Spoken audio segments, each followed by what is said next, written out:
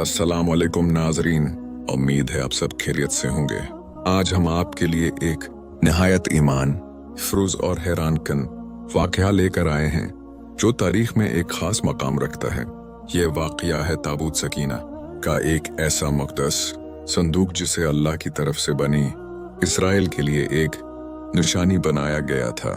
कहा जाता है कि ये ताबूत हजरत मूसा अलैहिस्सलाम के ज़माने से ताल्लुक़ रखता था और उसमें मुक़द्दस चीज़ें रखी गई थीं जिनमें इंबिया की निशानियां शामिल थीं। ये ताबूत बनी इसराइल के लिए सुकून और बरकत का जरिया था। जब भी वो जंग में जाते तो उस ताबूत को अपने साथ रखते और अल्लाह की मदद उनके साथ होती। वक्त गुजरता कैसा और बनी इसराइल अपने रास्ते से हटने लगे। इनमें नाफरमानी बढ़ने लगी और इनकी हालत कमजोर हो गई, यहाँ तक कि दुश्मनों ने उन पर हमला किया और ताबूत सकीना इनसे छीन लिया गया। जब ताबूत उनसे जुदा हो गया तो उनकी हिम्मत टूट गई और वो शिकस्त खाने लगे। ये वाकया हमें ये सिखाता है कि जब इंसान अल्लाह के हुक्म से दूर हो जाता है तो उसकी बरकतें भी उससे दूर हो जाती हैं। फिर एक वक्त आया जब बनी इसराइल ने अपने नबी से कहा कि हमारे लिए एक बादशाह मुकर्रर करें ताकि हम अल्लाह के रास्ते में जंग करें। इनके नबी ने फरमाया कि अल्लाह ने तुम्हारे लिए तालूत को बादशाह मुकर्रर किया है, लेकिन लोगों ने एतराज किया कि वो अमीर नहीं है, उसके पास ज्यादा माल नहीं है। नबी ने जवाब दिया कि अल्लाह ने उसे इल्म और ताकत दी है और यही असल चीज है।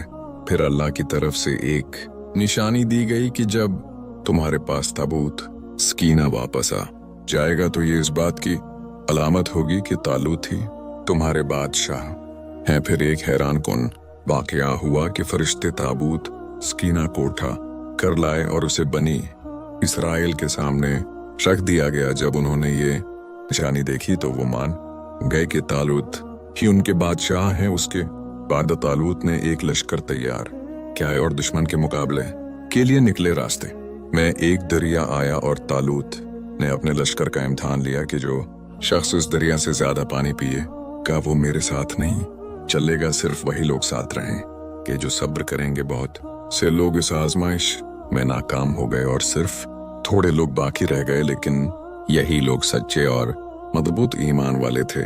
फिर वो दुश्मन के मुकाबले में पहुंचे जहां जालूत का लश्कर बहुत बड़ा और ताकतवर था, लेकिन ईमान वाले लोगों ने कहा कि कितनी ही छोटी जमातें बड़ी जमातों पर अल्लाह के हुक्म से गालिब आ जाती हैं। फिर जंग शुरू हुई और अल्लाह ने मोमनों को कामयाबी दी और जालूत मारा गया और उसके बाद हजरत दाऊद अलैहिस्सलाम को बादशाहत मिली। हजरत दाऊद अलैहिस्सलाम को बादशाहत मिली और उन्होंने अदल और इंसाफ के साथ अपनी हुकूमत को कायम रखा।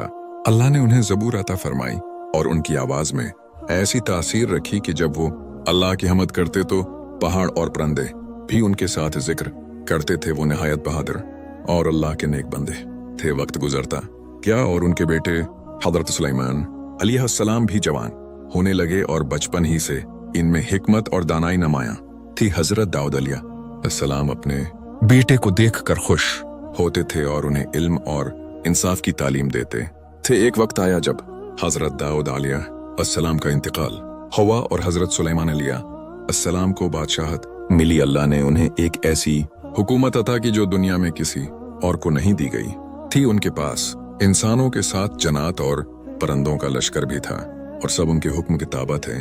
अल्लाह ने उन्हें हवा पर भी इख्तियार दिया था, जिसकी मदद से वो दूर दराज इलाकों का सफर बहुत कम वक्त में तय कर लेते थे।